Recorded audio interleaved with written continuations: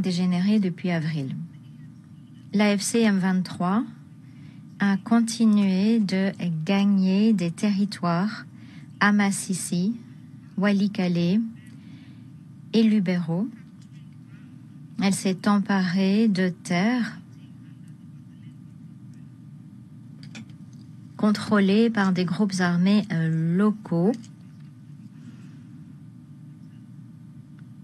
sous la houlette des Wazalendo. Le 6 août, le haut-commissaire des Nations Unies aux droits de l'homme, Volker Turk, a fait une déclaration indiquant que d'après des rapports crédibles du Bureau de l'ONU pour les droits de l'homme, 319 civils, dont au moins 48 femmes et 19 enfants, auraient été tués par l'AFC M23, appuyés par les membres des forces de défense du Rwanda du 9 au 21 juillet dans 4 villages sur le territoire de Rutshuru dans la province du Nord Kivu.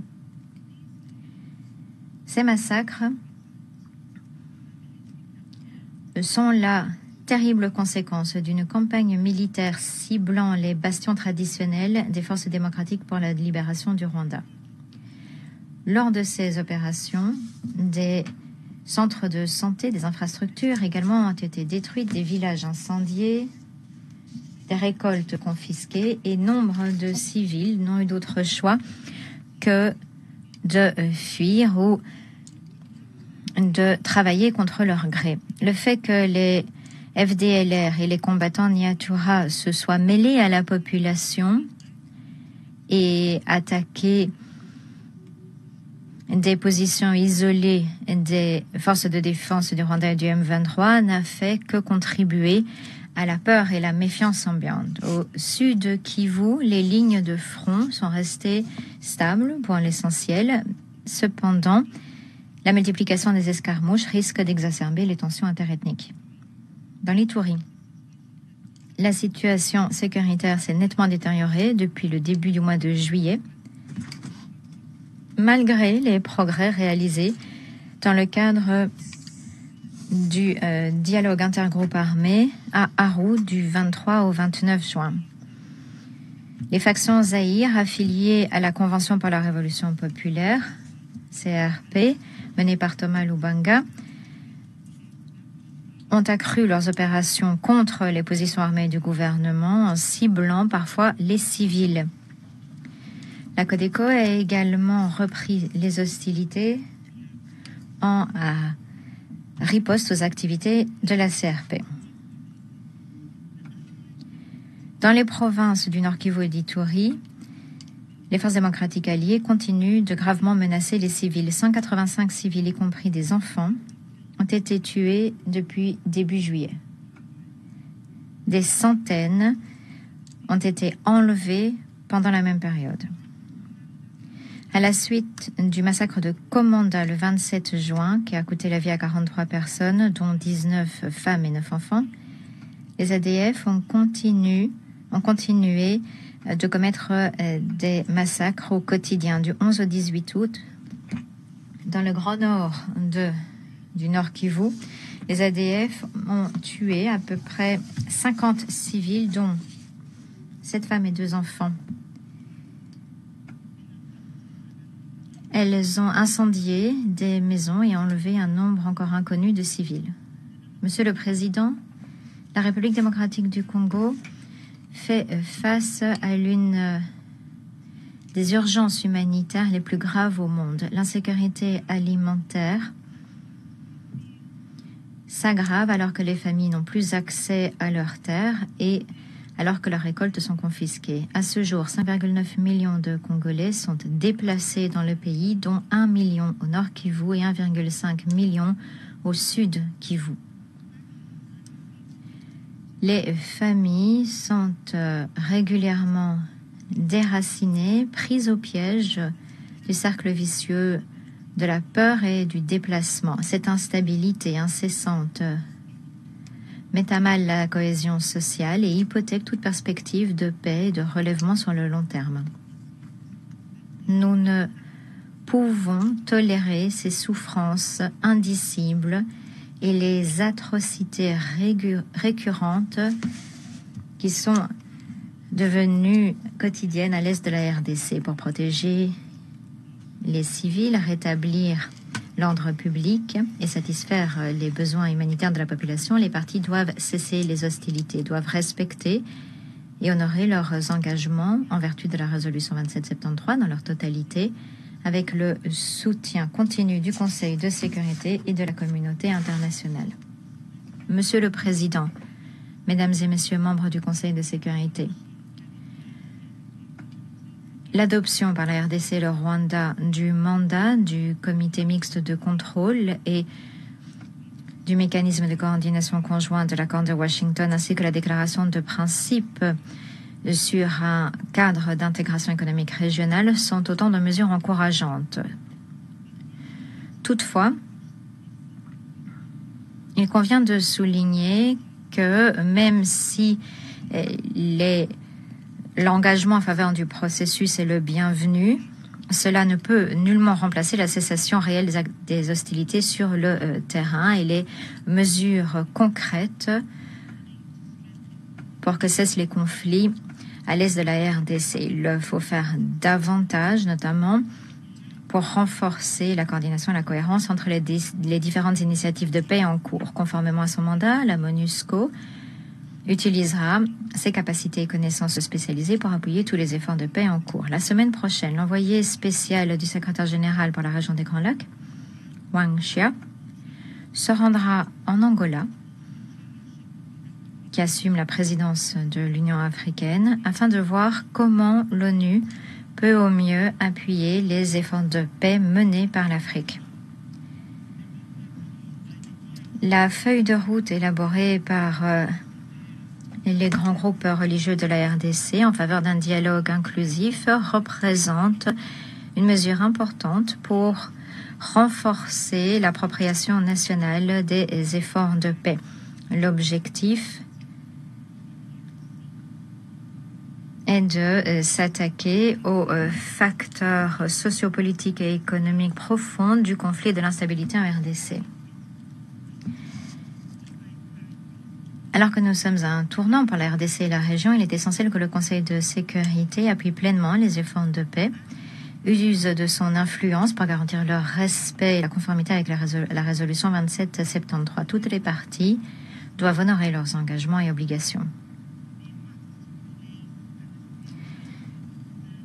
Elles doivent donner la priorité au bien-être des millions d'hommes, de femmes et d'enfants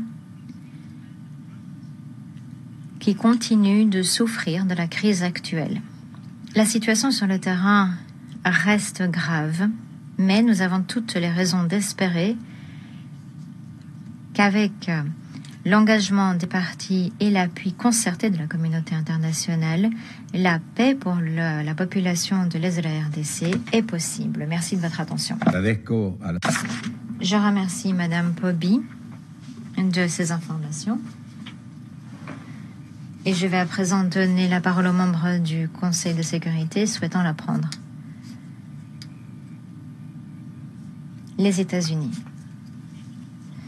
Merci, Monsieur le Président. Merci à la sous-secrétaire générale Martha Pobi de cet exposé. Les États-Unis ont demandé la convocation de cette réunion en raison d'une recrudescence effarante de la violence à l'est de la RDC qui a provoqué de nombreux morts parmi les civils. Ces attaques vont à l'encontre de la lettre et de l'esprit de l'accord de paix bilatéral RDC-Rwanda et de la déclaration de principe RDC-M23. Que les choses soient très claires, les massacres commis par le M23 appuyé par le Rwanda contre les civils dans le territoire de Rutshuru et ailleurs sont atroces et les États-Unis les condamnent fermement. En outre, selon les informations du gouvernement américain, le M23, avec l'appui des Rwandais, ont affronté près de Mulamba les forces de la RDC dans la province du Sud Kivu depuis le 8 août. Nous sommes également vivement préoccupés par les attaques contre les civils perpétrées par des groupes armés avec le soutien de certains membres de l'armée congolaise au nord et au sud de Kivu. Les attaques de l'IEL contre les chrétiens en RDC montrent l'instabilité généralisée à l'est de la RDC. Nous saluons les efforts de l'ONU et des ONG qui cherchent à faire toute la lumière sur ces agissements inacceptables et nous condamnons tous les efforts visant à discréditer les rapports de la MONUSCO et du HCDH concernant ce conflit. Monsieur le Président, les États-Unis comptent que la RDC et le Rwanda honorent leurs engagements à cesser les hostilités et à régler les différends de façon pacifique grâce au comité de contrôle mixte créé en vertu de l'accord de paix du 27 juin. Nous comptons également que la RDC et le M23 agissent en toute bonne foi en vertu de la déclaration de principe signée à Doha, où les deux parties se sont engagées en faveur d'un cessez-le-feu permanent. La poursuite des hostilités va à l'encontre des accords signés par les parties. Les États-Unis exigeront que les saboteurs de la paix rendent des comptes et nous exhortons les membres du Conseil de sécurité à émuler cet exemple. L'accord de paix et la déclaration de principe sont publics afin de faire en sorte que la population de la région puisse voir la voie de la paix et de la prospérité pour faire en sorte que toutes les parties honorent leurs engagements et leurs obligations. D'ores et déjà, nous avons pris des mesures dans ce sens le 12 août lorsque les États-Unis ont sanctionné 4 entités produisant des minerais du conflit à l'est de la RDC. Monsieur le Président, nous saluons l'Union africaine qui a accueilli la première réunion du mécanisme conjoint de sécurité le 7 août, ce qui a conduit au concept d'opération du plan harmonisé pour neutraliser les FDLR et lever les mesures de défense du Rwanda. Nous exhortons la RDC à mettre en œuvre la première phase de préparation immédiatement et à respecter le calendrier conformément à l'accord de paix du 27 juin, y compris le retrait par le Rwanda de ses forces du territoire de la RDC. Nous félicitons le Qatar de ses efforts pour organiser les médiations à Doha entre le gouvernement de la RDC et le M23. Nous saluons également les efforts du CICR pour parvenir à des mesures de confiance entre les deux parties. Nous saluons les efforts du président togolais, médiateur désigné par l'Union africaine dans cette crise, ainsi que les 5 facilitateurs désignés par la CE et SADC. Nous saluons également la Commission de l'Union africaine qui joue le rôle de secrétariat des facilitateurs et nous les exhortons à mettre en œuvre le plus rapidement possible leur mandat. La mise en œuvre du cadre régional d'intégration économique est tributaire du respect par toutes les parties de leurs obligations en vertu du processus de paix. Les États-Unis sont prêts à appuyer ces efforts grâce à des investissements qui profitent aux États-Unis et la population de la région. Cependant, pour concrétiser ces possibilités, le contrôle de la région doit revenir au gouvernement de la RDC avec une structure gouvernementale qui soit représentative des communautés locales. Chers collègues, pour faire face à la crise au nord et sud il faut prendre des mesures qui permettront de promouvoir la paix à l'est de la RDC. Il nous faut exiger que les groupes armés et tous les saboteurs rendent des comptes de leurs agissements atroces et que toutes les parties honorent leurs engagements et leurs obligations. Je vous remercie. Je remercie la délégation des États-Unis et je donne à présent la parole à la France. Monsieur le Président, je voudrais tout d'abord remercier la sous-secrétaire générale, Mme Martha Pobby, pour ses remarques, ainsi que les États-Unis d'avoir demandé cette réunion. Comme cela a été relevé par les Nations Unies, nous sommes confrontés, une nouvelle fois, à une dégradation très préoccupante de la situation sécuritaire dans l'Est de la République démocratique du Congo. Je soulignerai 3 points. Tout d'abord, l'escalade des attaques contre les civils par les groupes armés et les groupes terroristes dans l'Est de la RDC est inacceptable.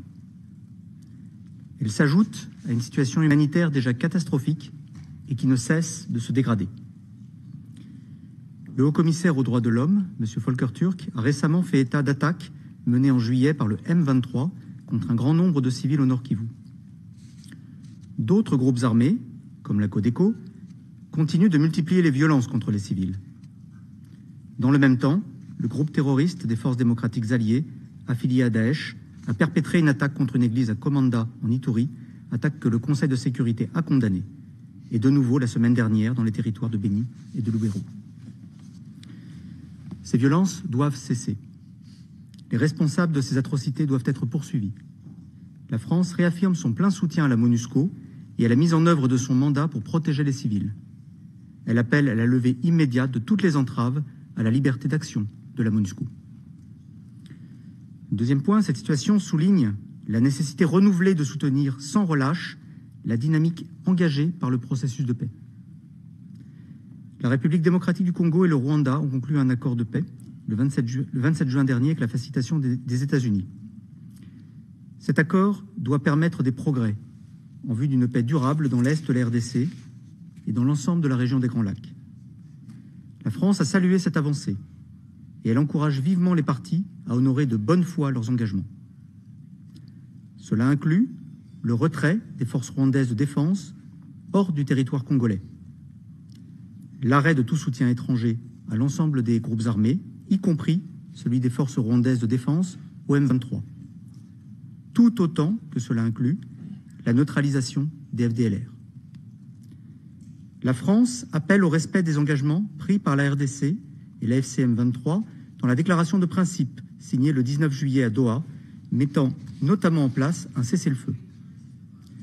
Nous saluons l'engagement du Qatar et soutenons la reprise et la conclusion de pourparlers à Doha en vue d'un accord global de paix qui soit conforme à l'objectif de restauration de l'autorité étatique de la RDC dans le respect de l'intégrité territoriale et de la souveraineté congolaise. Monsieur le Président, le Conseil doit rester mobilisé pour veiller au suivi et au respect de la mise en œuvre de la résolution 2773 du Conseil de sécurité, adoptée à l'unanimité, et des accords qui y concourent. Dans cette résolution, le Conseil de sécurité a exprimé sans ambiguïté les obligations qui incombent aux parties, autour d'une conviction centrale.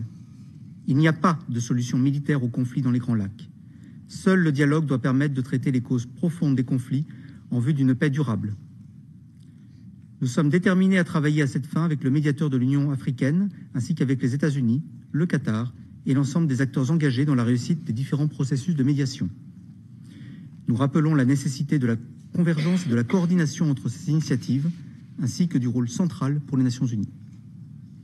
La France poursuivra son engagement en faveur de la souveraineté et de l'intégrité territoriale de la RDC, de la paix, de la stabilité et de la sécurité dans l'ensemble de la région.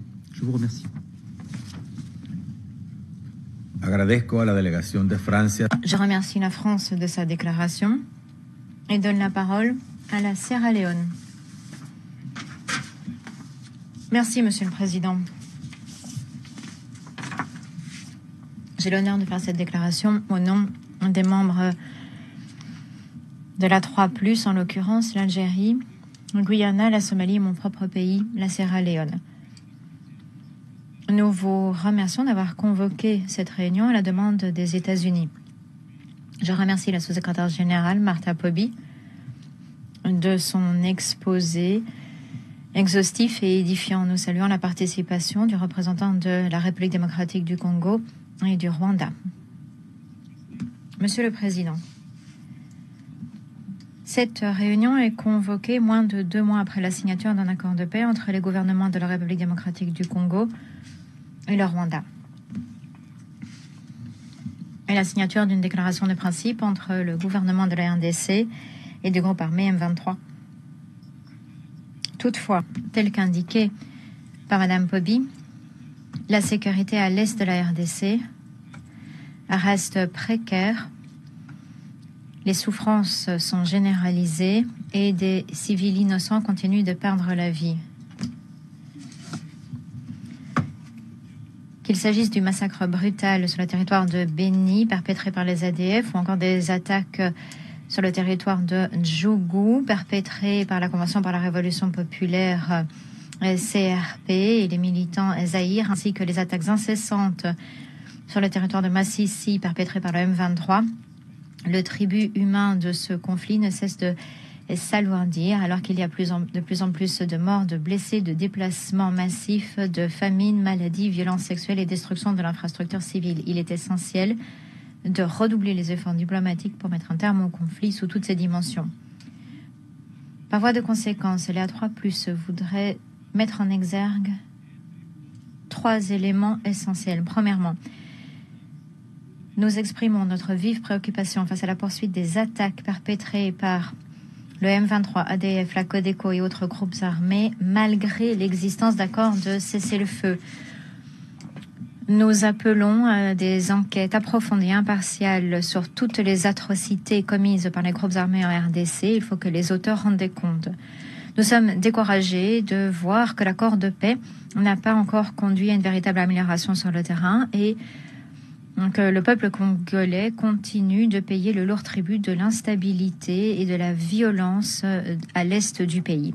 Deuxièmement, les A3+, sont d'avis qu'un règlement politique est la seule façon de pérenniser la paix en RDC. Nous nous félicitons des efforts régionaux en cours qui ont jeté les fondements de la signature de l'accord de paix entre le gouvernement du Rwanda et la RDC. Nous soulignons le rôle décisif de l'Union africaine et des mécanismes infrarégionaux pour parvenir à un règlement durable du conflit à l'est de la RDC sous la houlette du président Faure Gnassingbé de la République du Togo. Nous saluons également les efforts de facilitation complémentaires consentis par le gouvernement des États-Unis ainsi que les efforts de médiation continue entre le gouvernement de la RDC et le M23 sous la houlette de l'émir du Qatar. Nous saluons également les efforts de coopération entre les acteurs régionaux et l'envoyé spécial du secrétaire général pour la région des Grands Lacs, M. Huang Xia, y compris les réunions récentes du mécanisme de coordination conjoint pour la sécurité qui se sont tenues plus tôt ce mois-ci dans le cadre de la mise en œuvre de l'accord de paix. Troisièmement, nous sommes vivement préoccupés par les violations répétées du cessez-le-feu dans l'est de la RDC. Nous appelons donc à la création d'un mécanisme de vérification robuste et crédible chargé de faire le suivi de l'accord de paix. Les violations de l'accord du cessez-le-feu ne font qu'exacerber une situation humanitaire déjà difficile. À l'occasion de la journée humanitaire mondiale célébrée mardi, nous saluons le sacrifice des travailleurs humanitaires. Nous réaffirmons notre solidarité avec les populations qu'ils servent. Nous exhortons la communauté internationale à renforcer l'appui apporté à la population congolaise. Nous appelons les groupes armés à se conformer au droit international, y compris en garantissant l'accès humanitaire. À ce sujet, nous exhortons tout particulièrement le M23 à mettre fin au couvre-feu quotidien imposé aux civils dans le territoire de Rutshuru.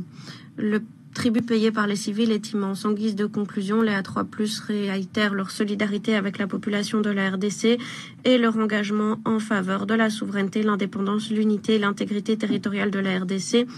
Nous sommes engagés à appuyer toute initiative visant à mettre fin à la crise. La communauté internationale doit préserver l'élan créé et maintenir la pression diplomatique pour garantir la pérennisation de la paix en RDC. Merci. Je remercie la délégation de la Sierra Leone de sa déclaration et je donne à présent la parole à la délégation de la Chine.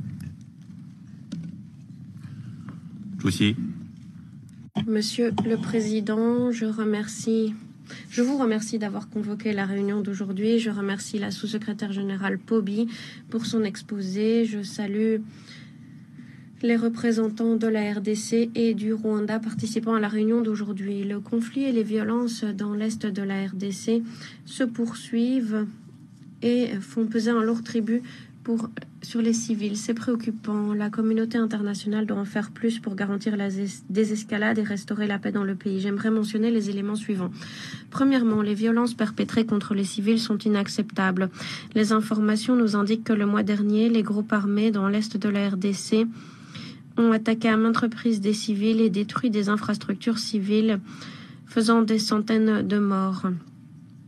Nous nous opposons à ces attaques, nous les condamnons et nous appelons à des enquêtes sérieuses pour garantir la reddition de comptes. La communauté internationale doit exhorter tous les groupes armés de l'Est de la RDC à respecter le droit international humanitaire, à cesser les violences et à procéder au processus de désarmement tout en épaulant la RDC pour préserver la vie des citoyens et des ressortissants étrangers. Nous devons contribuer à mettre fin au conflit. Nous réitérons notre appui en faveur des efforts déployés par le gouvernement de la RDC pour asseoir l'intégrité territoriale et la souveraineté du pays.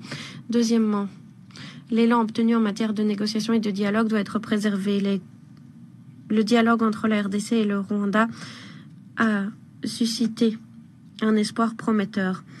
Nous devons donc appeler avec insistance les deux pays à honorer leurs obligations, notamment celles relevant de la résolution 2773 adoptée au consensus.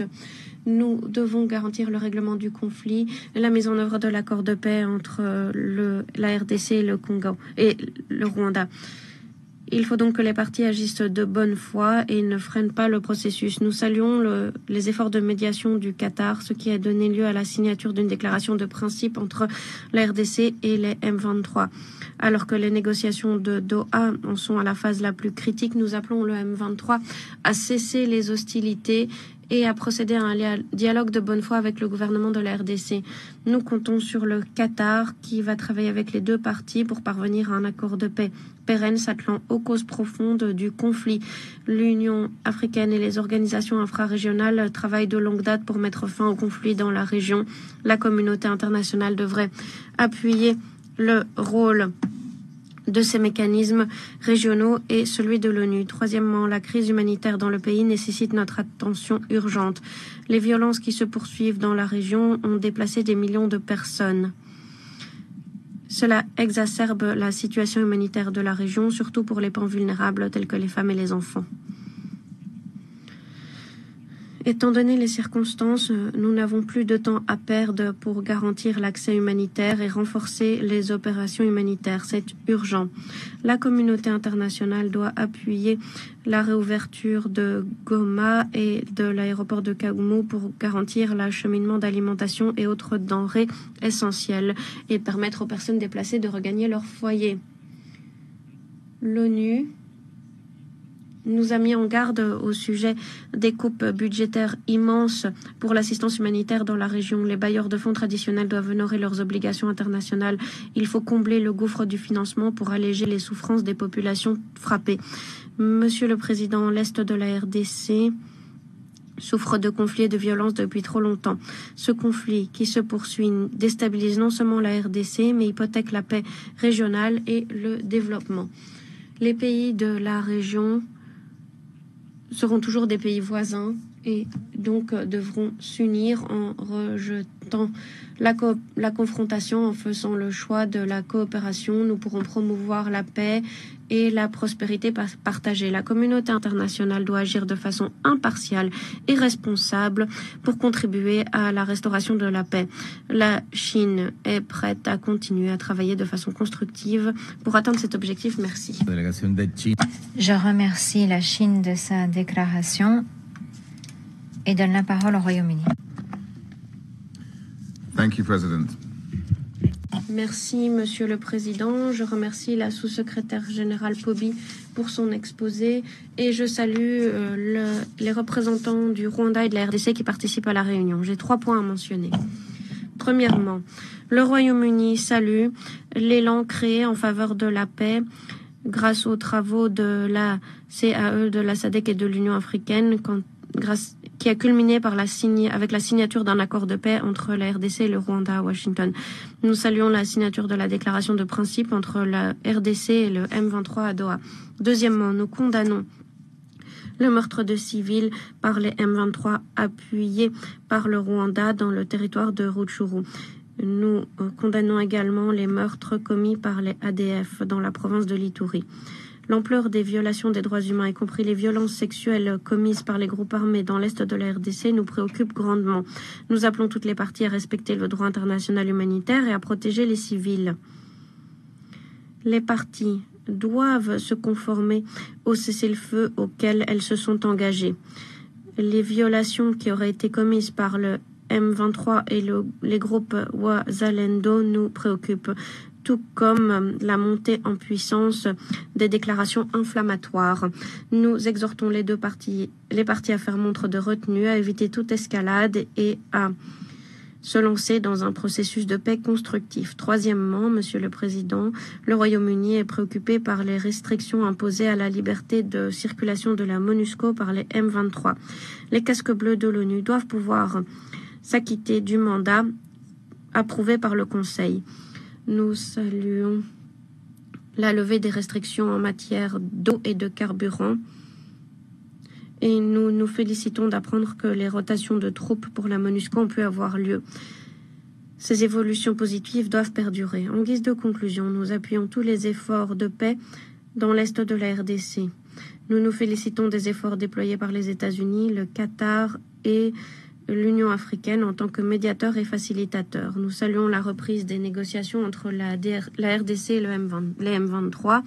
Les parties doivent maintenant se conformer aux engagements conclus dans le cadre des accords de cessez-le-feu et de protection des civils. Le Conseil de sécurité doit faire le suivi des progrès accomplis. La pleine mise en œuvre de ces accords sera la clé de la pérennisation de la paix et de la prospérité que la population de la RDC mérite. Merci. Je remercie le Royaume-Uni de sa déclaration et donne à présent la parole à la Grèce. Merci, Monsieur le Président.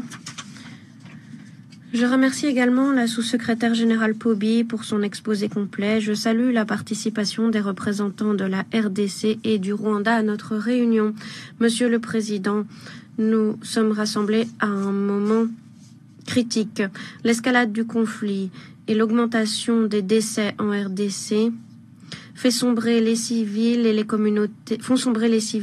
les communautés dans le désespoir. J'ai 3 points à mentionner. Premièrement, nous condamnons fermement les meurtres le mois dernier dans l'est de la RDC de nombreux civils par les M23, appuyés par les forces de défense du Rwanda, et ce malgré le cessez-le-feu récemment conclu à Doha. Nous faisons part de nos sincères condoléances aux familles des victimes et au gouvernement de la RDC pour ce qui est l'un des bilans les plus lourds à déplorer depuis la résurgence des M23 en 2022. Nous appelons les M23 et leur appui à cesser les hostilités. Les attaques contre les civils sont des violations graves du droit international. Les auteurs ou les acteurs appuyant ces crimes doivent rendre des comptes dans le cadre d'enquêtes urgentes. Il est plus important que jamais que les signataires de la déclaration de principe de Doha de juillet respectent leurs engagements et préservent le cessez-le-feu alors que les travaux se poursuivent en faveur de la finalisation d'un accord global de paix. Nous appuyons la souveraineté, l'indépendance, l'unité et l'intégrité territoriale de la RDC, conformément au droit international et la charte de l'ONU. L'intégrité territoriale de la RDC doit être respectée. Il convient de restaurer l'autorité de l'État sur l'ensemble du territoire sans retard. C'est pourquoi la résolution du Conseil de sécurité 2773 appelle à un cessez-le-feu immédiat et au retrait des M23 des zones qu'ils contrôlent dans l'est de la RDC. Cette résolution doit être mise en œuvre. Deuxièmement, nous sommes vivement préoccupés par l'aggravation de la crise qui frappe durement les civils et qui exacerbe la situation humanitaire dans la région, déjà compliquée par 30 ans de conflit. Les attaques et les violences perpétrées par les ADF dans le Nord Kivu, qui ont fait des dizaines de victimes, y compris des femmes et des enfants, se sont accompagnées de kidnappings et de pillages. Nous les condamnons. Nous condamnons fermement les violations du droit international humanitaire et les violations des droits humains. Nous sommes effarés par le nombre incroyable de personnes déplacées à l'intérieur du pays, ainsi que par les niveaux effarants de violences sexuelles et sexistes et les violations commises contre les droits des enfants. Alors que nous nous exprimons, 28 millions de Congolais souffrent d'insécurité alimentaire grave. À ce sujet, nous appelons toutes les parties belligérantes à protéger les civils et à honorer leurs engagements au titre du droit international humanitaire et du droit international des droits humains. L'acheminement de l'assistance, surtout de l'assistance vitale pour les plus vulnérables, doit être renforcé et parvenir à tous ceux qui sont dans le besoin, sans retard et sans restriction. Troisièmement, nous réitérons notre appui à la MONUSCO et à sa présence dans l'ensemble de la RDC. Nous sommes préoccupés par l'obstruction des M23 quant à la mise en œuvre des travaux de la mission, surtout dans l'est du pays.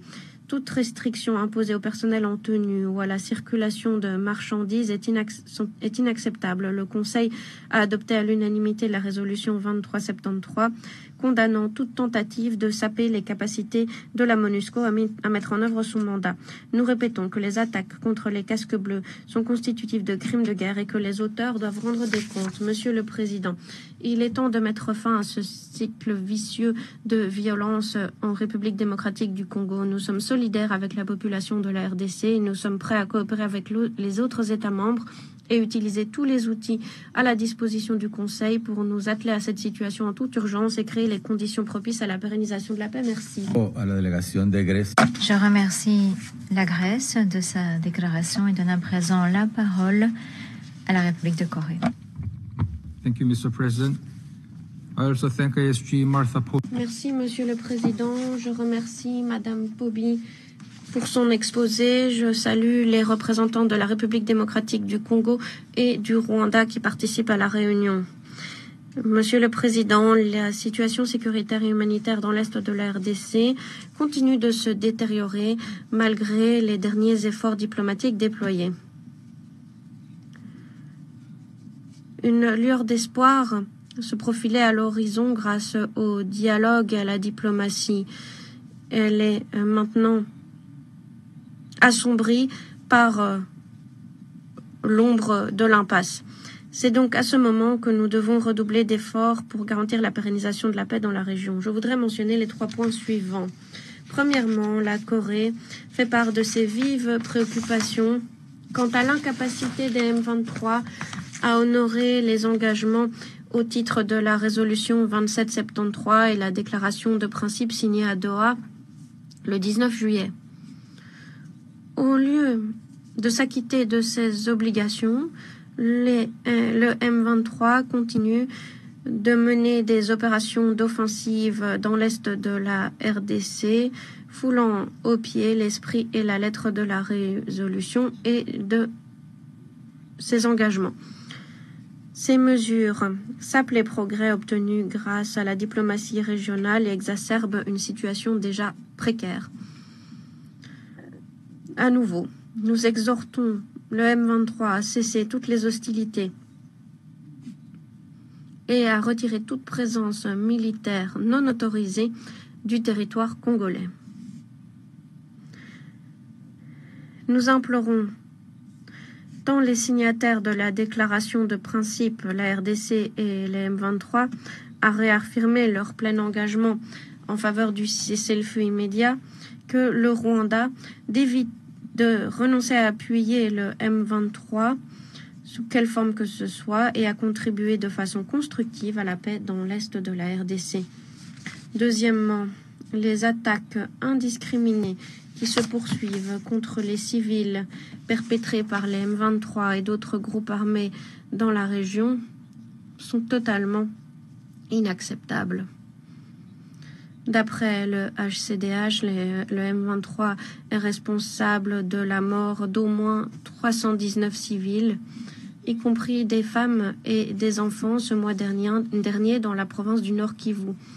Nous sommes aussi choqués par le dernier rapport de Human Rights Watch nous indiquant que le M23 a exécuté de façon sommaire 140 civils en juillet à proximité du parc national des Virunga dans le cadre de meurtres en masse et pour des raisons ethniques. De plus, des informations de la MONUSCO ont confirmé que 52 civils ont été tués ce mois-ci dans le cadre d'attaques perpétrées par les ADF dans la province de l'Ituri. Le plein respect du droit international humanitaire de la part de toutes les parties, et plus particulièrement la protection des civils, est indispensable. À ce sujet, nous félicitons la MONUSCO qui mène un travail courageux et essentiel pour protéger les civils dans des conditions extrêmement difficiles sur le terrain. Nous sommes aussi très préoccupés par l'augmentation des cas de violences sexuelles liées au conflit dans l'est de la RDC. Les groupes armés utilisent les violences sexuelles comme tactique pour asseoir leur contrôle sur la région. La reddition de comptes est indispensable pour tous les auteurs de ces violences. La République de Corée s'est engagée à lutter contre ces violences et à ériger la paix, notamment grâce à notre contribution de 8,6 millions de dollars en faveur de programmes pertinents mis en œuvre par le PNUD et le FNUAP. Troisièmement, ma délégation exhorte toutes les parties, nationales, régionales et internationales, à redoubler d'efforts diplomatiques en faveur de la stabilité et de la paix pérenne dans l'Est de la RDC. Il est particulièrement essentiel que la RDC et les M23 regagnent sans condition la table des négociations à Doha sous la houlette du gouvernement du Qatar pour parvenir rapidement à un accord de paix global. L'accord de paix conclu entre la RDC et le Rwanda sous la houlette des États-Unis fait l'objet de discussions, notamment pour ce qui est d'un cadre de coopération économique, et nous espérons donc que les parties honoreront leurs obligations, lèveront les mesures militaires selon le calendrier défini et continueront de renforcer les fondements de l'accord de paix. Nous encourageons la participation active des mécanismes régionaux, y compris l'Union africaine et la plateforme Communauté d'Afrique de l'Est SADC, afin de garantir un avenir meilleur et plus pacifique et plus prospère à la RDC. Merci. À la délégation. Je remercie la République de Corée de sa déclaration et donne la parole à la Slovénie. Merci, Monsieur le Président. Je remercie Madame Pobi pour son exposé. Monsieur le Président, la Slovénie le réaffirme. Elle est fermement convaincue qu'une paix juste et pérenne en RDC ne sera possible que grâce à un véritable dialogue, l'inclusion et la volonté politique de tous les acteurs. Nous avons systématiquement insisté sur l'importance d'un travail de bonne foi, de la coopération régionale et du plein respect du droit international dans le cadre des efforts de résolution du conflit. Nous avons salué la signature de l'accord de paix de Washington entre la RDC et le Rwanda. Mais nous avons insisté que sa valeur ajoutée allait dépendre de la véritable mise en œuvre de l'accord. À ce sujet, le Conseil a été clair et a exhorté la RDC et le Rwanda à honorer leurs obligations et engagements de bonne foi, conformément à la résolution 2773. Nous avons aussi salué les progrès des négociations de Doha facilitées par le Qatar, ainsi que la signature de la déclaration de principe le 19 juillet. Cela devrait constituer une lueur d'espoir. Nous laissons croire que le dialogue peut l'emporter, ainsi que la stabilité. Dans le même temps, nous recevons des informations quotidiennes faisant état de violences horribles commises contre les civils. Nous condamnons fermement l'escalade des violences au Nord Kivu, au Sud Kivu et en Ituri, aux mains des ADF, de Codeco et des M23, appuyés par les forces de défense du Rwanda, telles que indiquées par le HCDH. Nous sommes effarés par les niveaux de brutalité. Meurtres, kidnapping, violences sexuelles et sexistes, pillage, destruction délibérée de moyens de subsistance. Nous avons aussi été particulièrement choqués par les massacres recensés en juillet dans le territoire de Rutshuru. Près de 319 civils ont été tués. Nous avons aussi été frappés par les attaques à Beni et à Lubero en août, faisant plus de 50 victimes. Ces atrocités viennent s'ajouter à la souffrance indicible de millions de personnes. À nouveau, nous appelons les acteurs armés à cesser toutes les attaques et à pleinement se conformer au droit international, plus particulièrement au droit international humanitaire. Nous saluons la MONUSCO qui redouble d'efforts pour garantir la protection quand c'est possible, et nous réaffirmons notre appui en faveur de son mandat. Dans le même temps, nous insistons sur la nécessité urgente de garantir l'accès humanitaire sûr et sans entrave. L'assistance humanitaire doit parvenir à tous ceux qui en ont besoin. Monsieur le Président, en guise de conclusion, la Slovénie appelle toutes les parties à l'accord de paix et à la déclaration de principe à s'engager sincèrement en faveur de la paix. Pour mettre fin aux violences, il faut faire montre de bonne foi de se lancer sur la voie de la reddition de comptes et de faire de la protection des civils une priorité. Aucune paix juste et pérenne n'a été garantie sans justice, et elle ne saurait être garantie non plus sans respect des droits humains. La Slovénie est donc fermement convaincue que la reddition de comptes pour les violations les plus graves et le respect de l'état de droit doivent être au cœur de tous les efforts de paix en République démocratique du Congo. Merci. Je remercie la Slovénie de sa déclaration et donne à présent la parole au Danemark. Thank you, Mr. President. Let me join others in thanking Assistant. Merci, Monsieur le Président. Je me fais l'écho de mes préopinants et je remercie la sous-secrétaire générale Pobi pour son exposé. Je salue les représentants de la RDC et du Rwanda. Monsieur le Président, la situation dans l'Est de la RDC continue de se détériorer sous nos yeux. Ce dont nous sommes les témoins, c'est une crise qui se caractérise par des violences incessantes, l'impunité et des souffrances humaines indicibles. Les attaques ciblées et effarantes contre les populations civiles dans les provinces d'Ituri et du Nord Kivu, ainsi que l'escalade des violences au Sud Kivu, nous le rappellent douloureusement. La paix dans l'Est de la RDC continue de nous échapper. Nous condamnons fermement les attaques récentes perpétrées par les ADF en Ituri. Nous condamnons tout aussi fermement le meurtre de centaines de civils, y compris d'enfants, par les M23, appuyés par le Rwanda au Nord Kivu. De telles violations sont inacceptables et doivent cesser et doivent faire l'objet de reddition de comptes. Monsieur le Président, je voudrais mentionner 3 points. Premièrement, l'accord de paix du 27 juin conclu entre la RDC et le Rwanda sous la houlette des États-Unis nous a offert une lueur d'espoir rare mais essentielle. Nous faisons l'écho des autres acteurs et appelons à la pleine mise en œuvre de bonne foi de cet accord. De la même façon, nous appelons les parties à travailler de façon constructive et sincère aux négociations à Doha. Nous le rappelons, les deux parties ont accepté les négociations et un cessez-le-feu. Ces engagements doivent être honorés. Que les choses soient claires, il n'y a pas de solution militaire à ce conflit, seule une solution politique, une solution inclusive et intégrant toute la population congolaise. Nous devons aussi insister sur la mise en œuvre de nos propres résolutions, plus particulièrement la 2773. C'est dans cet esprit que le Danemark appelle à nouveau le Rwanda à retirer ses forces de l'Est de la RDC et à cesser son appui au M23. Dans le même temps, nous appelons la RDC à neutraliser les FDLR. Deuxièmement, Monsieur le Président, n'oublions pas que ce sont les civils qui payent le plus lourd tribut de ce conflit.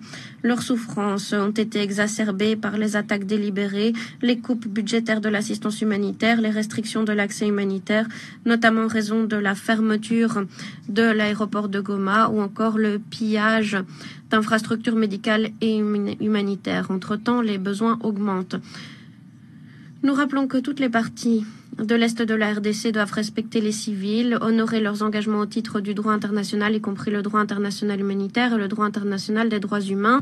Nous appelons tous les auteurs à être traduits en justice et nous appelons à garantir la coopération avec les enquêtes internationales et le HCDH. La justice n'est pas facultative. Monsieur le Président, et enfin, dernièrement, nous appuyons la MONUSCO qui continue de s'acquitter de son mandat dans des circonstances véritablement complexes. Nous sommes vivement préoccupés par les restrictions imposées aux opérations de la MONUSCO, notamment dans les territoires contrôlés par les M23. Nous appelons toutes les parties à respecter la liberté de circulation de la mission. De telles mesures d'obstruction sont des violations claires de la résolution 2773. Monsieur le Président, en guise de conclusion, la population de la RDC ne se limite pas à des chiffres. Ce sont des parents, des filles, des fils, des agriculteurs, des enseignants, des commerçants. Et aujourd'hui, cette population a un besoin désespéré de protection, de vivre dans la dignité et de pouvoir espérer. Nous exhortons les parties belligérantes à mettre fin aux violences, à honorer leurs obligations et à protéger les civils. Merci. Je remercie le Danemark de sa déclaration et je donne à présent la parole à la Fédération de Russie. Monsieur le Président, nous remercions la sous-secrétaire générale Marta Pobi pour son exposé. Nous saluons la participation à la réunion des représentants de la RDC et du Rwanda. Depuis la fin du mois de juin, nous avons avec optimisme suivi les progrès des efforts diplomatiques internationaux visant à régler la crise dans l'est de la RDC. Toutefois, la réalité nous l'a démontré.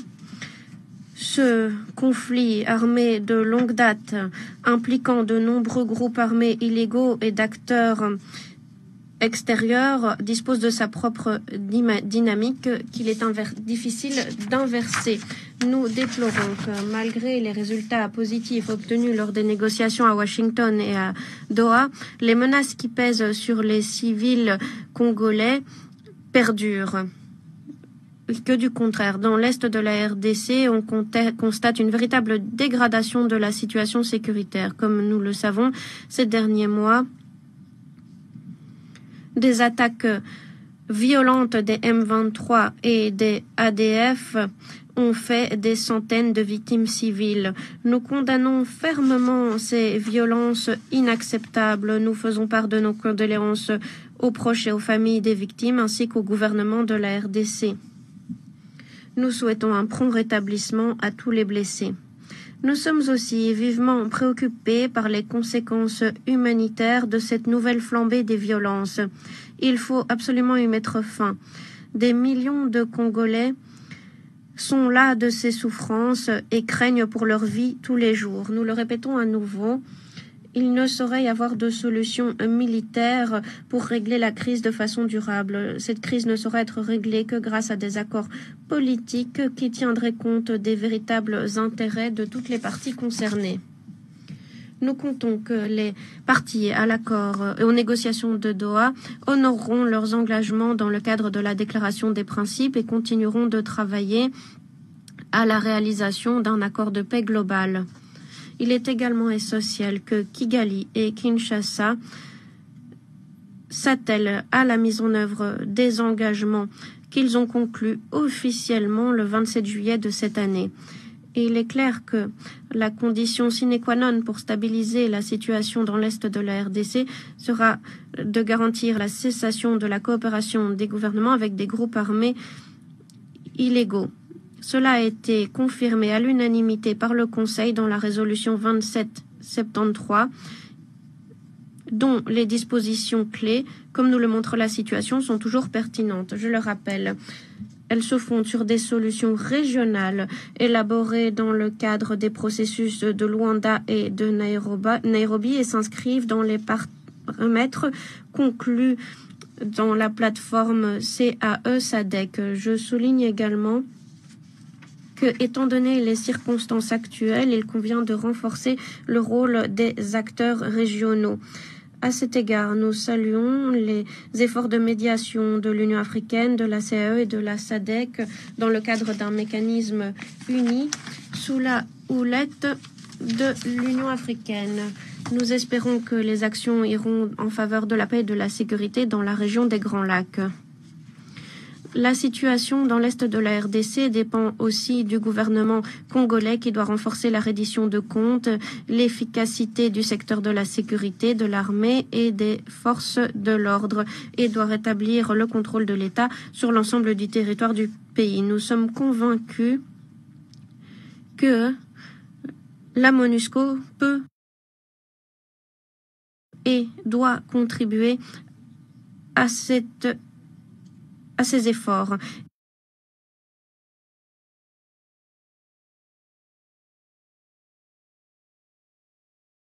Il convient également donc de renforcer l'efficacité des travaux des casques bleus en matière de protection des civils. Cela devrait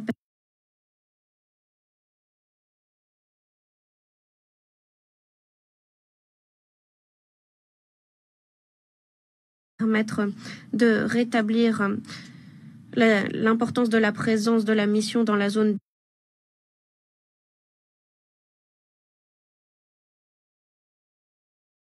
de conflit. Ce sera un véritable facteur de retenue à prendre en compte. Nous estimons que pour cela, il convient donc de façon impartiale et efficace tirer les conclusions de la capacité de la MONUSCO à mettre en œuvre son mandat, notamment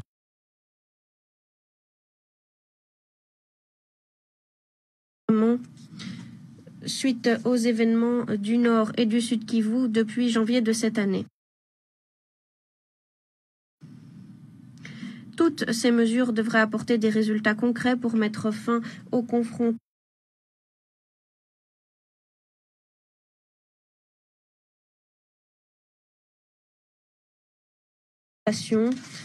aux menaces que subit le pays, et cela devrait contribuer au rétablissement de conditions de vie pour des millions de Congolais. Nous sommes prêts à contribuer au règlement de la crise dans la région, conformément à la charte et en coopération et conformément aux résolutions spécialisées du Conseil. Merci. Bien sûr.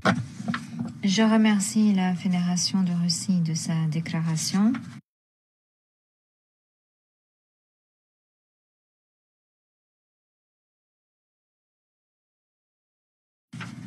Et donne la parole au Pakistan.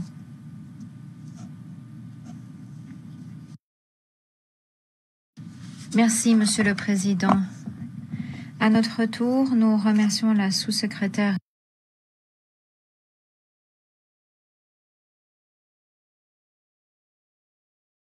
générale, Madame Bobby, de son exposé circonstancié.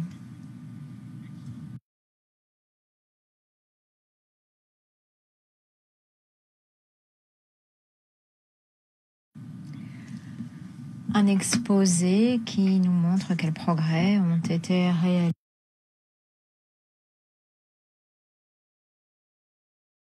réalisés, mais quels obstacles perdurent également. Donc, un exposé sur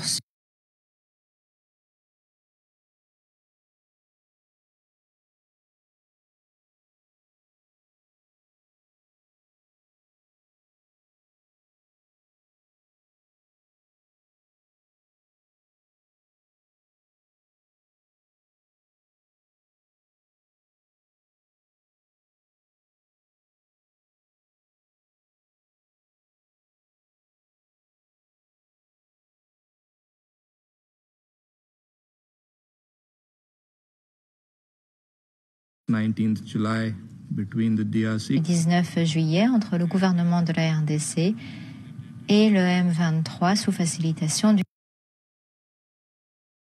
Qatar. C'est là l'occasion de rétablir la confiance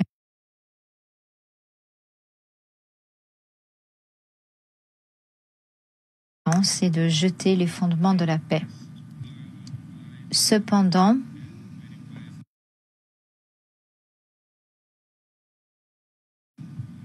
tout dépendra de la mise en œuvre vérifiable. Et comme la sous-secrétaire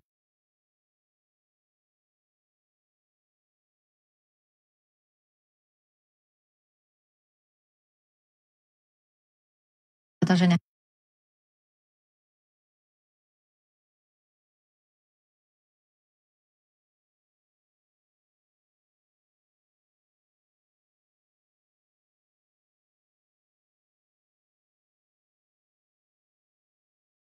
et par la MONUSCO, malgré ces circonstances adverses, la mission doit avoir les ressources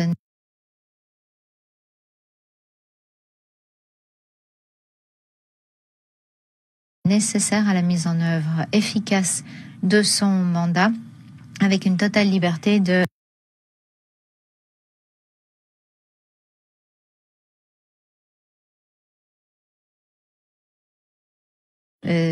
circulation. Le retrait du Sud Kivu a eu des conséquences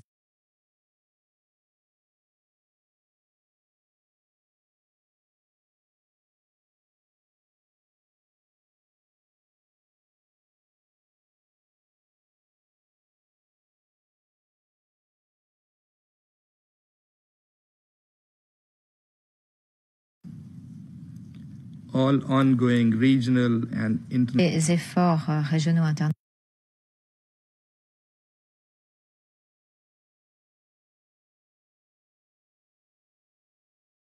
en cours, y compris les efforts des États-Unis, du Qatar et de l'Union africaine. Chers collègues, il est rare de voir tant d'efforts converger pour appuyer la paix.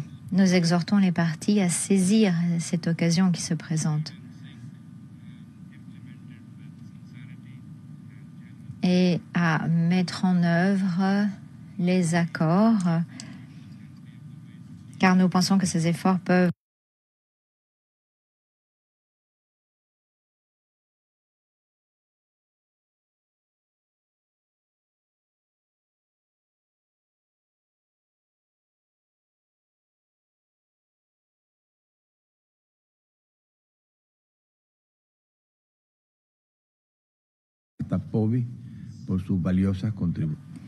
et nous la remercions de ses précieuses contributions.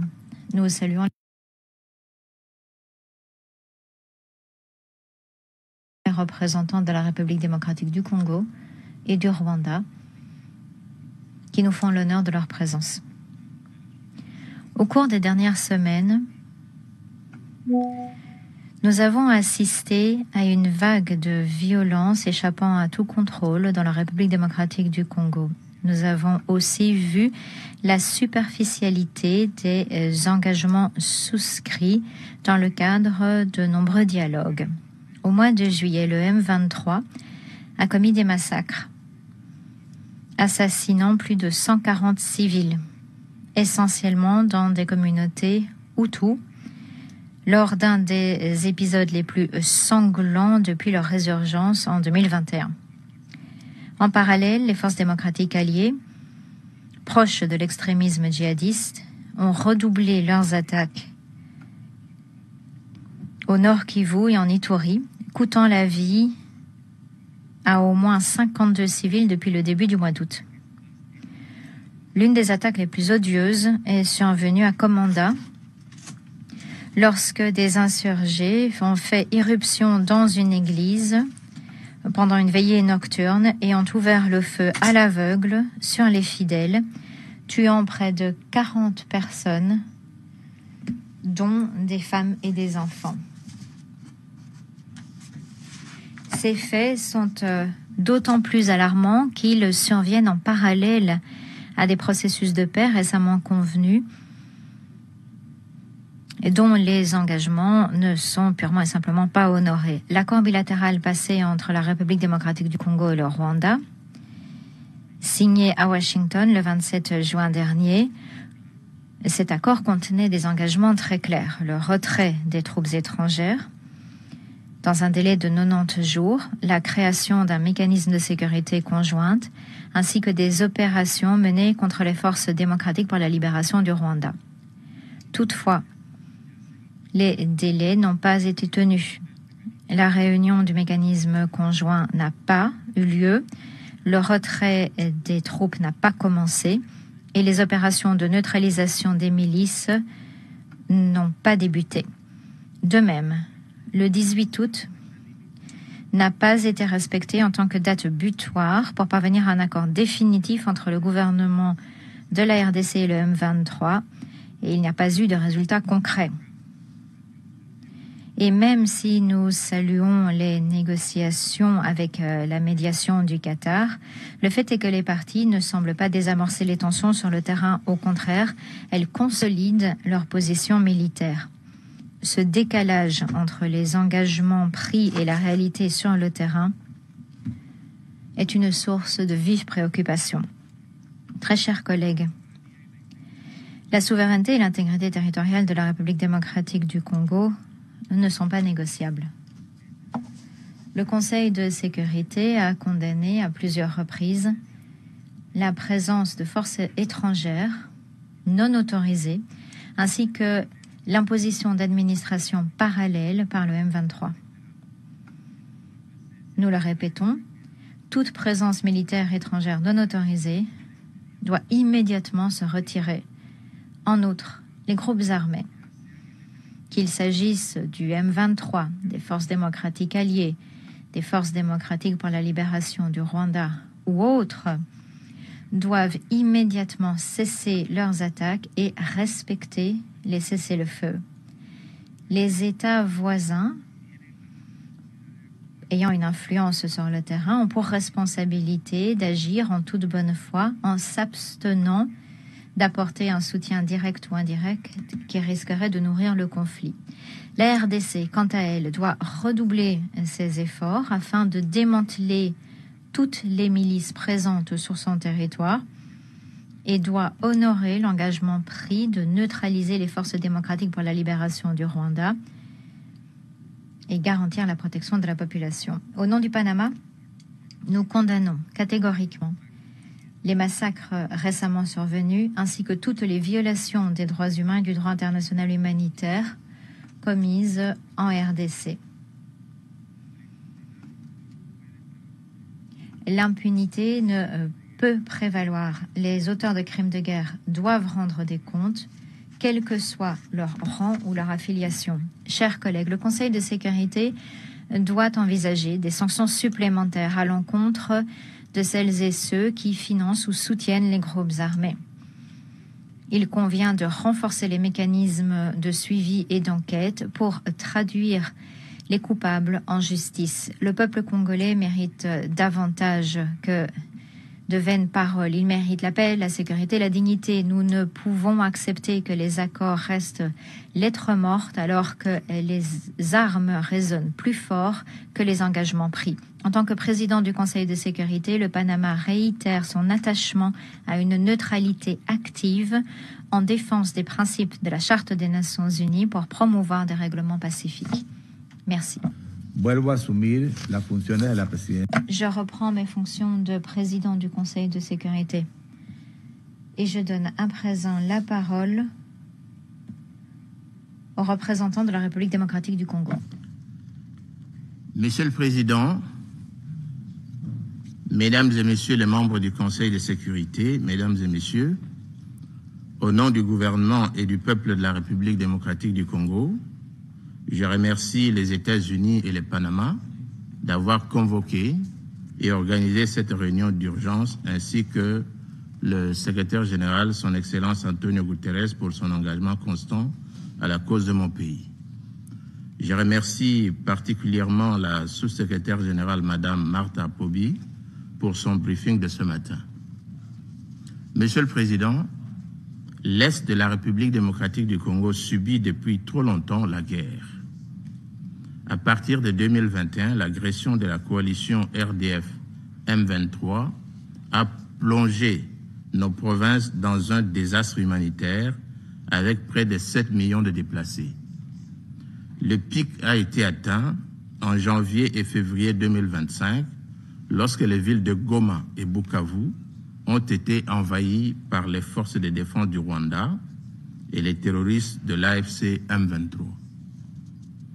Par sa résolution 2773, adoptée à l'unanimité le 21 février 2025, votre Conseil a exigé le retrait immédiat du M23 et de la RDF et la fin de tout soutien rwandais. Or, ces dispositions restent jusqu'à ce jour lettre morte. Alors que l'application des dispositions de cette résolution se fait encore attendre, nous saluons le leadership des États-Unis d'Amérique qui ont créé les conditions de dialogue favorables à la conclusion, le 27 juin 2025, à Washington, d'un accord de paix entre la République démocratique du Congo et le Rwanda. Accord qui prévoit le désengagement, le désarmement et l'intégration conditionnelle des groupes armés non étatiques au sein des forces armées congolaises et de la police nationale congolaise. Un mécanisme conjoint de coordination en matière de sécurité, ainsi qu'un dispositif sur le respect de l'intégrité territoriale et de la République démocratique du Congo et l'arrêt des hostilités. Dans le même esprit, la République démocratique du Congo et l'AFC M23 ont signé à Doha, au Qatar, une déclaration de principe sous forme d'un accord préliminaire au terme duquel les parties s'engagent à travailler ensemble pour trouver une solution pacifique au conflit. Le document énonce les bases et les valeurs fondamentales qui guideront les actions des parties concernées dans le cadre de ce processus de paix. Il vise à établir un cadre pour les négociations futures et à définir les objectifs communs à atteindre pour la paix et la stabilité dans la région. Je voudrais saisir également cette opportunité pour remercier l'État du Qatar pour son dévouement et son engagement en faveur de la paix en République démocratique du Congo et dans la région des Grands Lacs. Monsieur le Président, en dépit de toutes ces initiatives de paix, on reste préoccupé, à la lumière des récents développements, par la sincérité de l'engagement du Rwanda et de leur supplétif de l'AFC M23 qui s'obstinent à fouler aux pieds leurs engagements au terme de l'accord de paix de Washington et de la déclaration des principes de Doha.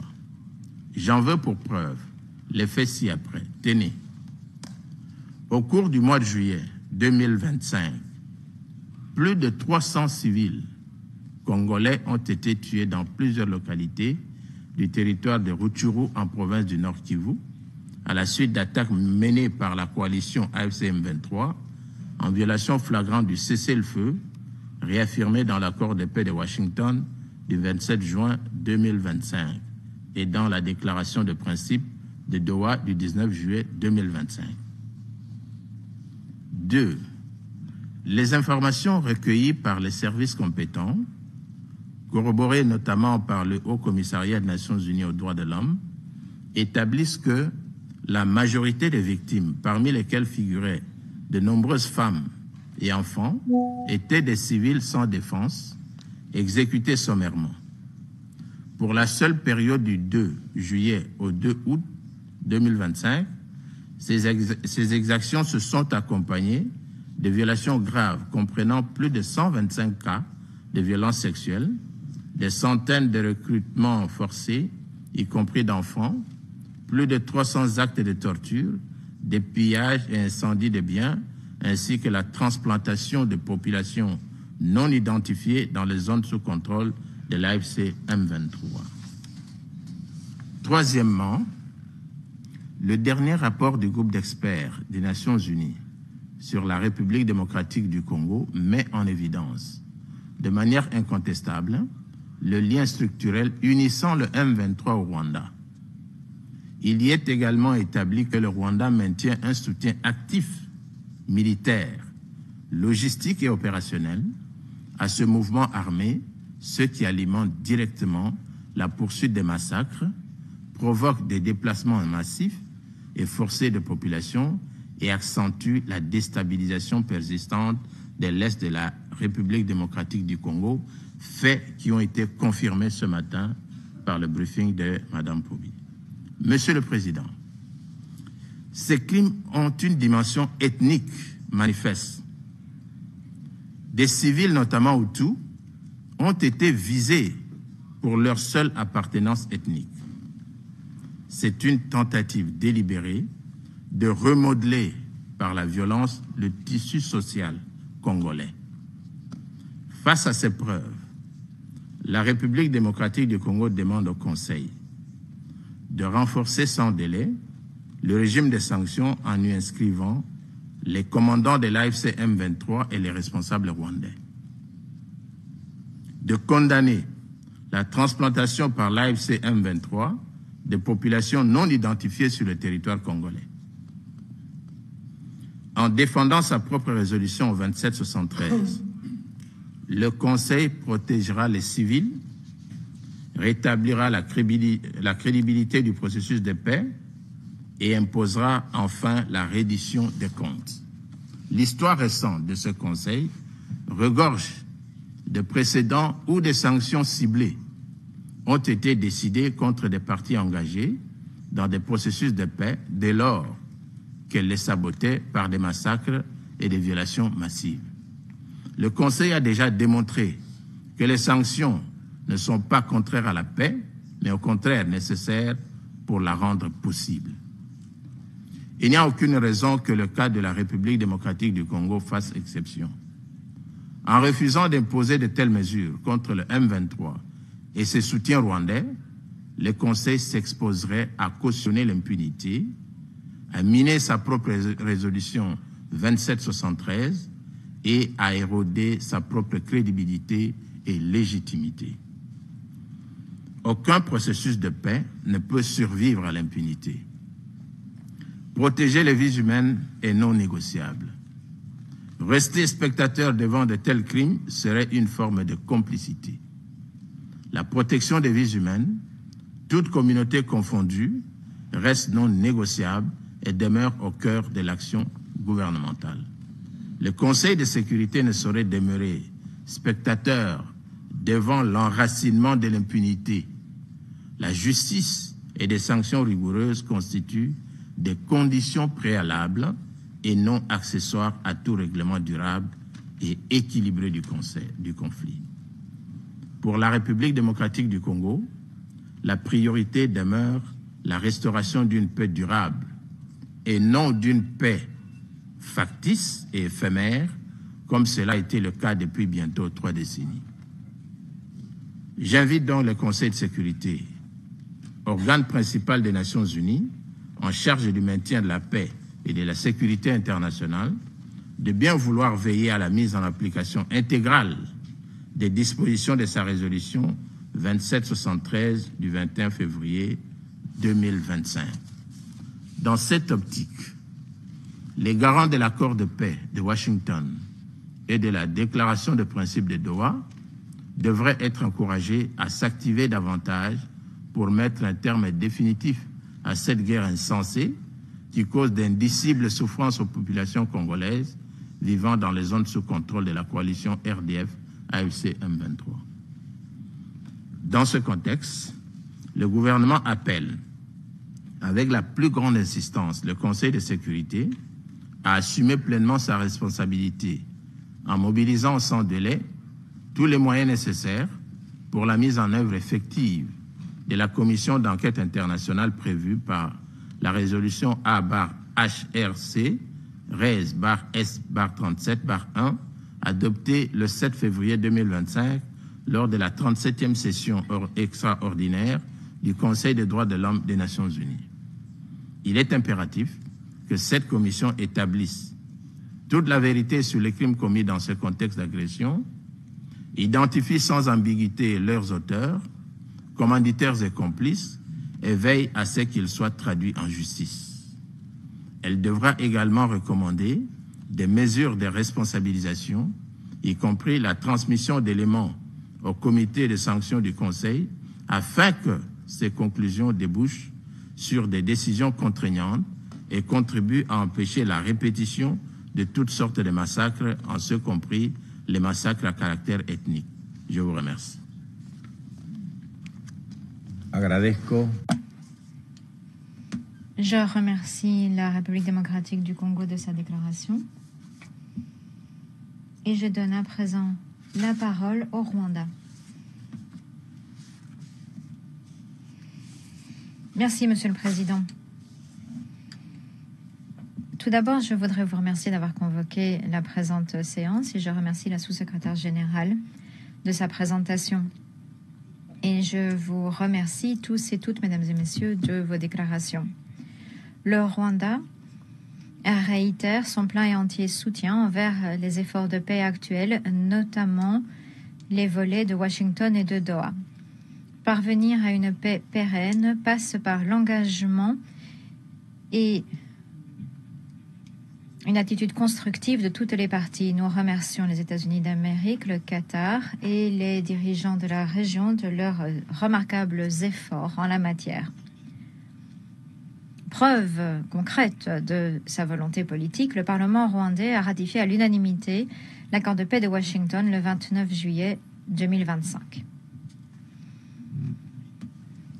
Les processus de Washington et de Doha, ainsi que le cadre CAE-SADC sous coordination de l'Union africaine, représentent une occasion sans précédent de s'attaquer aux causes profondes d'une crise en mettant l'accent sur les résultats. Le conflit en RDC touche la sécurité et la situation humanitaire au Rwanda. Des vagues de violence et de discrimination ont poussé plus de 100 000 réfugiés au Rwanda. Et malheureusement, on n'en parle pas assez. Pendant 30 ans, le Rwanda a défendu sa population face aux attaques d'FDLR appuyées par Kinshasa et leurs affiliés. Il est donc dans l'intérêt vital du Rwanda que la RDC soit pacifique et bien gouvernée, que les causes profondes du conflit soient réglées et que l'on parvienne à une paix pérenne et à la prospérité. Voilà pourquoi les processus de Washington et de Doha sont absolument essentiels. Voilà également pourquoi le Rwanda prie le Conseil de sécurité de pleinement appuyer ses efforts et d'exiger de toutes les parties qu'elles rendent des comptes. Monsieur le Président, la séance de ce jour survient alors que sont proférées de graves allégations fallacieuses à l'encontre de mon pays. Le Rwanda est prêt à coopérer avec toute enquête crédible et indépendante, comme nous l'avons fait par le passé, y compris dans le cadre de la mission d'établissement des faits du Conseil des droits de l'homme dans la région. S'agissant du massacre de civils qui aurait lieu à Rutshuru, les premiers rapports étaient contradictoires, vagues, voire carrément implausibles. Seule une enquête indépendante et impartiale permettra au Conseil d'être saisi de faits fiables. Il s'agit ici de défendre la crédibilité même de ces entités. Nous mettons en garde le Conseil de sécurité face au risque de mésinformation et de désinformation, y compris de la part d'acteurs qui pourtant devraient afficher le plus haut professionnalisme. Nous sommes particulièrement préoccupés par une tendance qui existe depuis longtemps de rapports sélectifs s'agissant des droits humains en RDC, où les victimes sont présentées comme les auteurs de crimes et vice-versa. Alors que l'on se concentre excessivement sur les violations présumées de la FCM 23, le Bureau conjoint des droits humains des Nations Unies et autres acteurs ont systématiquement fait fi des atrocités incontestables et avérées commises contre les civils à Minembwe au sud Kivu, à Nturo sur le territoire de Masisi et dans l'Ituri, y compris les frappes de drones contre des zones civiles en violation du droit international humanitaire, les arrestations arbitraires, les détentions massives en raison de l'appartenance ethnique, des humiliations publiques ciblant des communautés spécifiques et la propagation de discours déshumanisants dans les écoles et les lieux de culte. En entendant les déclarations de certaines délégations dans cette salle, je me rends compte qu'il y a une désinformation organisée qui a de lourdes conséquences, plus lourdes encore que nous ne l'avions pensé. Il n'est nullement question de l'appartenance ethnique des soi-disant victimes. Le rapport dit que l'information a été transmise par téléphone et satellite.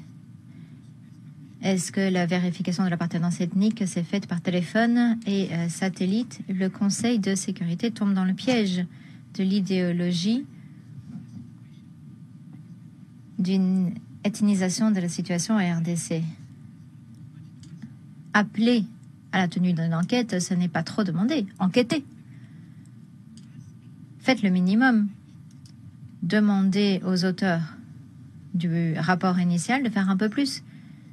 Il y a une délégation qui a dit à juste titre que les êtres humains ne sont pas des statistiques.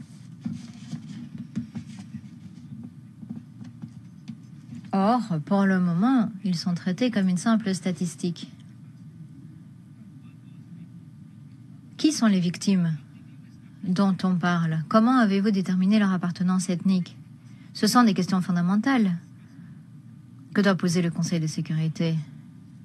Ce n'est pas un hasard que ces campagnes surviennent à un moment politiquement sensible tel que maintenant, à un moment où les partis s'apprêtent à revenir à la table des négociations à Doha et commencent à mettre en œuvre l'accord de paix de Washington, y compris l'accord sur la neutralisation des FDLR appuyé par la RDC. Ce groupe est le principal responsable de conflits, des violences et des violations des droits humains à l'est de la RDC. La sélectivité sape la crédibilité des rapports de l'ONU et l'application véritable du principe de responsabilité. C'est une question qui a été officiellement soulevée par le Rwanda au Conseil de sécurité et auprès du secrétaire général à maintes reprises.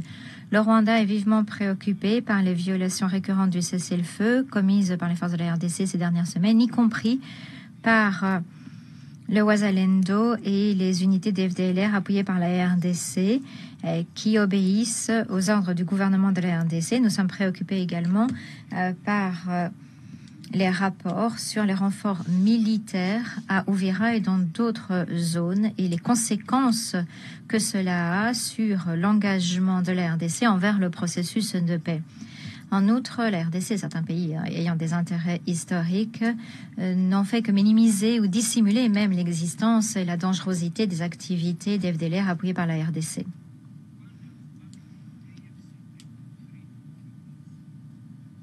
Le M23 appuyé par le Rwanda, et je cite, c'est quelque chose qui a été dit à maintes reprises, mais personne n'a parlé des FDLR appuyés par Kinshasa. Est-ce faute de preuves que les FDLR sont appuyés par le gouvernement de Kinshasa? Je sais que vous avez une méthode de travail au Conseil de sécurité où vous adoptez un certain libellé. Mais n'y a-t-il pas de critères objectifs à l'heure d'adopter un libellé? Est-ce que ce sont les preuves qui manquent? Même dans vos propres rapports, le gouvernement de Kinshasa appuie les FDLR. Pourquoi est-ce que vous ne voulez pas dire les choses telles qu'elles sont? Permettez-moi de vous rappeler qui sont les FDLR. Les FDLR sont le reliquat de ceux qui tuaient des dizaines de milliers de personnes chaque jour en 94 quand vous avez adopté la résolution 1912 pour retirer les forces de l'ONU du Rwanda. Ils ont continué de tuer chaque jour 10 000 personnes quand vous avez adopté la résolution 929 pour leur permettre de fuir vers la RDC. Ce sont ces mêmes personnes qui continuent de chercher à atteindre leur objectif. Oubliez les capacités militaires. Moi, je parle de leur objectif, de leur intention. Dans l'esprit de la Convention de 48, c'est quelque chose qui doit concerner le Conseil de sécurité. La question des FDLR, dans vos déclarations, revient à être une arrière-pensée presque. Ce n'est pas acceptable. C'est au cœur même du problème en RDC. Ça doit être traité en tant que tel. Nous sommes également déçus de voir que la RDC n'a pas accepté de lancer le concept d'opération afin de neutraliser les FDLR appuyés par Kinshasa lors de la première réunion du mécanisme conjoint de coordination de la sécurité, le CETUD, mais nous continuons d'espérer qu'il sera possible de rectifier le tir lors de la prochaine séance. Au nom de mon gouvernement, sachez que le Rwanda sait ce qu'il faut faire pour honorer nos engagements en vertu de l'accord de Washington et ce qu'il faut faire pour parvenir à pérenniser la paix dans la région et à l'est de la RDC. Avant de conclure, permettez-moi encore de faire une déclaration d'ordre général. Alors, en effet, l'intégrité territoriale de la RDC n'est pas négociable. Il en va de même pour l'intégrité territoriale des voisins de la RDC, le Rwanda y compris. L'intégrité territoriale et les obligations de tout membre de l'ONU supposent un traitement équitable des citoyens. La souveraineté est assortie d'obligations. La RDC doit cesser de maltraiter ou de traiter une partie de sa population comme des citoyens de deuxième zone. Et le Conseil de sécurité doit assumer son obligation de défendre ce principe fondamental de l'ONU. Tout être humain doit bénéficier d'une protection sur un pied d'égalité. Le Conseil doit rappeler que toute victime et victime potentielle doit pouvoir attirer votre attention. Merci. Je remercie le Rwanda de sa déclaration. La délégation de la République démocratique du Congo a demandé la parole pour faire une nouvelle déclaration. Vous avez la parole. Merci, Monsieur le Président. Monsieur le Président,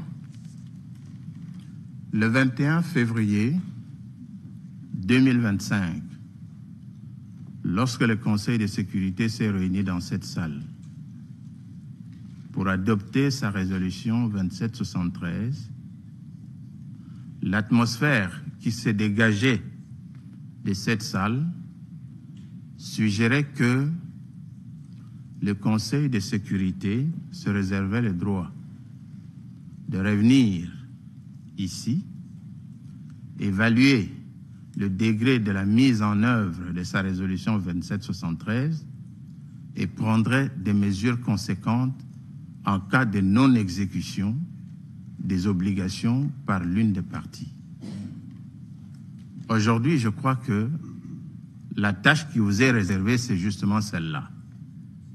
Vous avez constaté, ainsi que tous les organismes du système des Nations Unies, les rapports nous en ont été faits ce matin, que c'est le Rwanda et ses supplétifs du M23 qui mettent en mal l'exécution de la résolution 2773, ainsi que les différents accords qui ont été conclus jusque-là. Le Conseil devra donc prendre ses responsabilités. Je voudrais revenir sur un seul point, Monsieur le Président. Il n'est pas étonnant que le Rwanda remette en cause le rapport sur les massacres commis par le M23. Cela fait partie de l'ADN du Rwanda. Ils agissent par le M23 interposé et le soutiennent. Aujourd'hui, le Rwanda voudrait mettre sur le même pied d'égalité ce qu'ils appellent le soutien de la RDC aux FDLR. Mais ce sont des railleries. Nous avons vu, lors de la chute de Goma et de Bukavu, les images existent, les satellites ont démontré, les colonnes de troupes rwandaises pénétrant la ville de Goma en pleine journée. Et où est-ce qu'on a vu les FDLR soutenus par l'armée congolaise quelque part? Ça n'existe pas, c'est un leurre. Nous savons que le Rwanda est au Congo pour exploiter les minéraux du Congo. Ça, c'est connu de tout le monde. Les différents rapports l'ont toujours démontré. Nous n'allons pas vous retenir longtemps. Vous êtes suffisamment édifiés sur cette question. Nous pensons que les mensonges n'ont plus droit de citer devant cet auguste Conseil de sécurité. Monsieur le Président, j'ai dit, je vous remercie. Je ne reprendrai plus la parole. Agradezco a la delegación. Je remercie le représentant de la République démocratique du Congo de sa nouvelle déclaration. La délégation du Rwanda a demandé la parole afin de faire une nouvelle déclaration. Je vous donne la parole. Thank you very much, Mr. President. Merci beaucoup, Monsieur le Président. Très rapidement, je rappelle que le Rwanda va se conformer à ses engagements dans le cadre de l'accord de Washington. S'agissant de la résolution 2773, elle stipule ce que doit faire le gouvernement de la RDC. Et je ne vais donc pas répéter comment la RDC appuie les FDLR, étant donné qu'il y a de nombreuses preuves disponibles pour le Conseil et les Nations Unies. S'agissant des minerais et minéraux, eh bien, si vous pouvez confirmer que les troupes du Rwanda peuvent se rendre à pied en RDC, eh bien, vous devriez aussi pouvoir confirmer que nous disposons des mêmes ressources sur notre territoire. Délégation de Rwanda. Je remercie la délégation du Rwanda de cette dernière déclaration. Il n'y a plus d'autres demandes de parole. La séance est levée.